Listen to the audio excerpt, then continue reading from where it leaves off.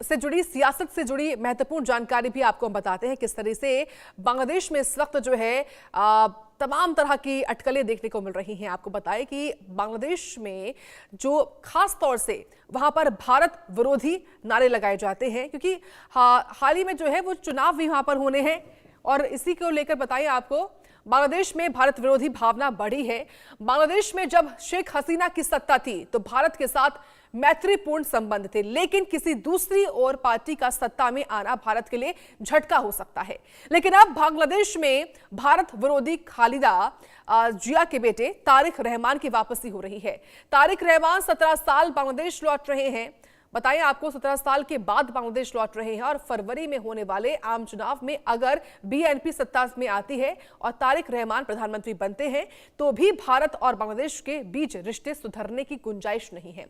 जब शेख हसीना सरकार का तख्ता पलट हुआ था तब बीएनपी को यूनुस सरकार का समर्थक माना गया था, लेकिन कुछ महीनों में समीकरण तेजी के साथ बदले। अब बीएनपी भी यूनुस सरकार की नीतियों पर सवाल उठा रही है। वहीं तारिक जमात-ए-इस्लामी जैसी कट्टरपंथी पार्टियों से गठबंधन कर सकते हैं, लेकिन बड़ा सवाल ये कि क्या तारिक की वापसी के पीछे पाकिस्तान है और तारिक की वापसी से भारत बांग्लादेश के संबंध किस स्तर पर होंगे। इसी मुद्दे पर हम खास मेहमानों से आपके साथ चर्चा भी करेंगे। लेकिन ये बड़ी खबर, किस तरीके से तमाम तरह की जो अटकलें हैं वो देखने को मिल रही हैं कि जब बांग्लादेश लौटेंगे तारिक रहमान 17 साल के बाद तो क्या होगा, क्योंकि अगले साल यानी कि 2026 में फरवरी के महीने में चुनाव होने हैं, आम चुनाव होने हैं। और शेख हसीना की जो पार्टी है उसको पहले से ही जो है बांग्लादेश में बैन किया गया है। ऐसे में सवाल ये कि किस तरीके से तारिक रहमान की वापसी जब होगी तो उसका भारत पर असर क्या होगा, ग्राफिक्स के माध्यम से आपको हम बताते हैं। तो देखिए, भारत विरोधी ट्रेंड तेज हो सकता है, ये कयास लगाए जा रहे हैं। साथ ही कुछ जानकारियां भी आपको बताते हैं, भारत विरोधी जो ट्रेंड है वो तेज हो सकता है। जमात-ए-इस्लामी से गठबंधन कर सकती है बीएनपी, बांग्लादेश नेशनलिस्ट पार्टी। साथ ही साथ जमात-ए-इस्लामी को पाकिस्तान का समर्थन पहले से ही है। ये भारत पर असर किस तरीके से हो सकता है वो आपको बता रहे हैं। बांग्लादेश हिंसा के पीछे भी जमात-ए-इस्लामी का हाथ है, ये आप समझिए। इसके अलावा बांग्लादेश फर्स्ट की नीति पर रहेगा तारिक रहमान का जोर, ये कयास लगाए जा रहे हैं, क्योंकि 17 साल बाद उनकी वापसी होने वाली है अपने मुल्क में। हितों को साधने के लिए चीन के साथ बढ़ सकती है नजदीकी तारिक रहमान की। भारत विरोधी ट्रेंड तेज हो सकता है, इस बात के भी कयास, इस बात की भी आशंका इस वक्त जताई जा रही है। जमात-ए-इस्लामी से गठबंधन कर सकती है बीएनपी पार्टी। इसके अलावा आप समझिए कि तारिक रहमान की जो राह है वो कितनी मुश्किल है बांग्लादेश में, क्योंकि पड़ोसी देशों से संबंध मजबूत करने होंगे, ये चुनौती रहने वाली है तारिक रहमान के सामने। इसके अलावा देश में जारी हिंसा को खत्म करना सबसे बड़ी चुनौती रहेगी तारिक रहमान के सामने।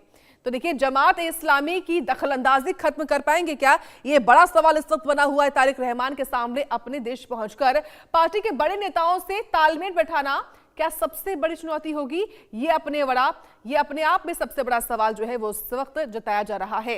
इसके अलावा विरोधी नेता वंशवाद की राजनीति की दलील दे रहे हैं। बांग्लादेश में फैले करप्शन से निपटना बड़ी लड़ाई रहने वाली है। इसके अलावा युवा और महिलाओं की राजनीति में शामिल करना, राहत की बात, चुनावी सर्वे में सबसे आगे इस वक्त बीएनपी है, जो कि उनके लिए थोड़ी राहत की बात जरूर है कि तारिक रहमान के लिए यही राहत की बात है। और वैसे देखिए, जो तमाम तरह के जो कयास है वो लगाए जा रहे हैं। इस वक्त हम इस खास मुद्दे पर करते हैं चर्चा। कर्नल रिटायर्ड टीपी त्यागी इस वक्त जुड़ रहे हैं, बतौर डिफेंस एक्सपर्ट हैं, और साथ ही डॉक्टर अंशु जोशी भी हैं जो कि विदेश मामलों के जानकार हैं, और उनसे हम खास चर्चा भी करेंगे इस वक्त। सबसे पहले टीपी त्यागी जी, आप ही के पास में आऊंगी। बहुत स्वागत है आपका सबसे पहले इंडिया न्यूज पर, और आपसे मैं समझना चाहती हूं कि तारिक रहमान की 17 साल बाद वापसी होने वाली है, इसके क्या मायने? देखिए, सभी चीजें देश काल पात्र के अनुसार बदलती हैं। अब तारिक अनवर साहब बेशक ये हिंदुस्तान के खिलाफ रहे हो, क्योंकि इनकी पार्टी शेख हसीना के खिलाफ थी, लेकिन ये वर्तमान में जमात-ए-इस्लामी के भी खिलाफ है। कारण क्या है कि जो बांग्लादेश के वर्तमान में मुख्य सलाहकार हैं मोहम्मद यूनुस, उन्होंने ये जाल फैलाया है। ये जो हादी की हत्या की गई और हादी की हत्या करने वाले का अब तक पता नहीं लगा। और जो वहां पे उपद्रव फैलाए गए, अखबारों के ऑफिस बंद किए गए, इसके पीछे का उद्देश्य ये कि बांग्लादेश में ऐसी हालत पैदा कर जी। दी जाए कि जब बीएनपी की खालिदा का बेटा तारिक अनवर बांग्लादेश में आए तो वो अपनी पार्टी के बेस को फैला ना सके, मजबूत ना कर सके, ताकि जमाते इस्लामी ही इलेक्शन में जीते और मैं यानी कि यूनुस दोबारा से वहां के प्रेसिडेंट बना दिए जाए। ये प्लानिंग है। अब इधर जो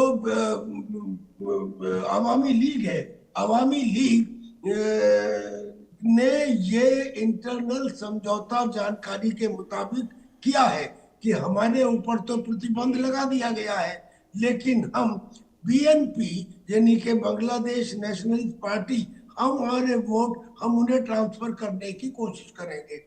ये प्रक्रिया कि ये दोनों पार्टी आपस में मिलकर जमाते इस्लामी को आउट रखें, इसके लिए कम समय और ज्यादा उपद्रव क्रिएट करने का एम तो बांग्लादेश के यूनुस का है और ये इकट्ठा करने का एम इनका है। अब जो ये तारिक अनवर है, ये पढ़े लिखे आदमी है, लंदन में रहे हैं, 17 साल बाद वहां से आ रहे हैं। ये कम से कम 19 मुकदमे इनके ऊपर थे, ये कन्विक्टेड थे। मुकदमे हटा लिए गए थे जब शेख हसीना का तख्ता पलट हुआ, इसलिए यहाँ आ पा रहे हैं। पर अगर आप इनके स्टेटमेंट को सुने तो इन्होंने एक स्टेटमेंट सीधे सीधे दिया है कि जैसे अमेरिका के लिए अमेरिका इज ग्रेट, ऐसे ही मेरे लिए बांग्लादेश इज ग्रेट। अब बांग्लादेश ग्रेट बनेगा तो उसे ग्रेट बनने के लिए किससे संबंध चाहिए? क्या पाकिस्तान से चाहिए जो उसे कुछ नहीं दे सकता?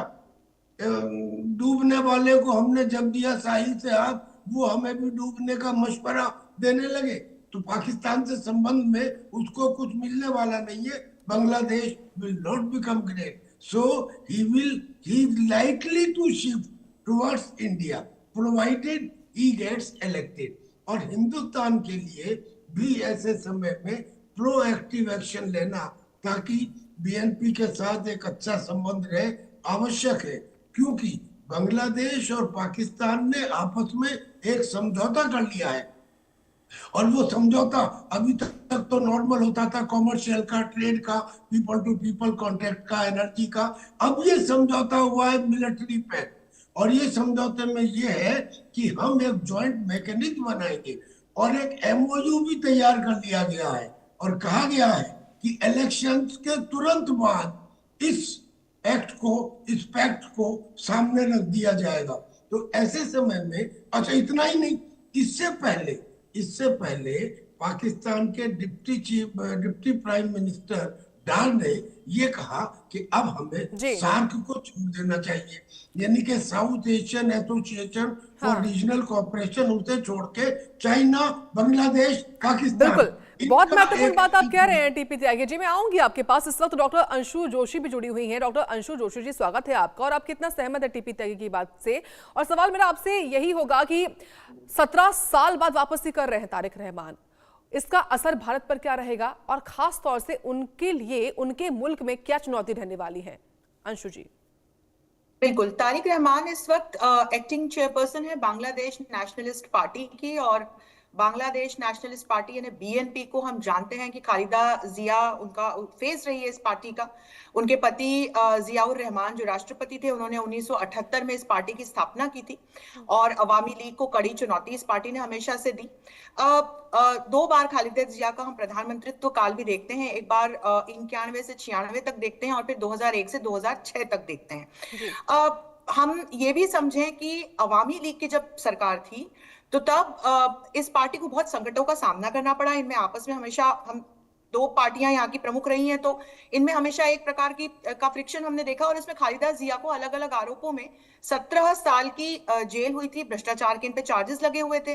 और अभी हेल्थ क्राइसिस की वजह से खालिदा जिया हमें पीछे नजर आ रही है और इसीलिए वो है अभी भी फॉर्मल जो हेड है पार्टी की वो वही है, लेकिन एक्टिंग चेयरमैन जो है वो तारिक रहमान है, जो एग्जाइल में थे, अब लौट रहे हैं 17 साल के बाद। तो मैंने पार्टी के बारे में और पास्ट के बारे में इसलिए बताया कि अब हम इसको भारत पर क्या संबंध पड़ेगा, असर पड़ेगा, यदि हमें ये समझना है तो हम ये समझें कि खालिदा जिया जब प्रधानमंत्री रही तो भारत के साथ बांग्लादेश के रिश्तों ने क्या मोड़ लिया, और वो मोड़ कोई अच्छा मोड़ नहीं था। अलग अलग प्रकार के चैलेंजेस दोनों देशों के रिलेशनशिप में हमने देखे। बांग्लादेश ने हमेशा जो एंटी इंडिया फोर्सेस थी, इंसर्जेंट्स थे, विशेषकर जो भारत के पूर्वोत्तर में, उनको समर्थन दिया। जब इनका प्रधानमंत्रित्व काल था तो वाटर डिस्प्यूट्स हुए दोनों देशों के बीच में, ट्रेड इम्बैलेंसेस बढ़े, और ये भी हमने देखा कि लगातार चीन और पाकिस्तान को किस तरह से खालिदा जिया ने सपोर्ट किया है एक्टिव, और इसी लाइन पर चलते हुए उनके बेटे भी, उनकी पार्टी भी नजर आती है।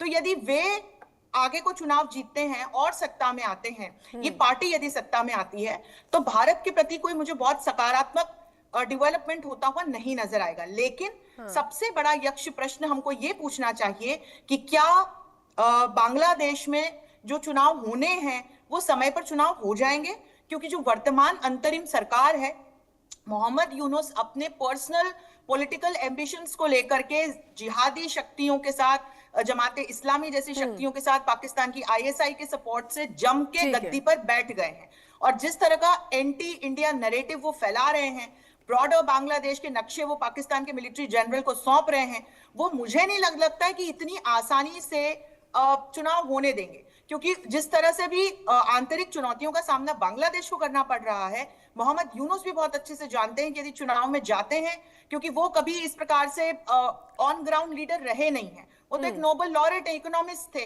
तो यदि वो जाते हैं तो उनको उनका क्या हश्र होगा, इसीलिए अपना एक क्लाउट बना रहे, उनको एक सपोर्ट मिला रहे, और उनके अभी गद्दी ना छीने। तो पहले तो मुझे यही एक प्रश्न चिन्ह नजर आ रहा है कि क्या बांग्लादेश में चुनाव होने जा रहे हैं। यदि होते हैं तो निश्चित तौर पर इसमें फिर रहमान को फायदा होगा, और यदि ये पार्टी सत्ता में आ जाती है तब निश्चित भारत के लिए मुझे अच्छा सीन नहीं दिखाई पड़ता है। जी ठीक है, अंशु जोशी जी और टीपी त्यागी जी, आप प्लीज बने रहें, आपके पास मैं लौटूंगी, क्योंकि हम बांग्लादेश पे तो लगातार चर्चा कर ही रहे हैं, लेकिन अब हमें बात करनी है हमारे पड़ोसी मुल्क चीन की भी, क्योंकि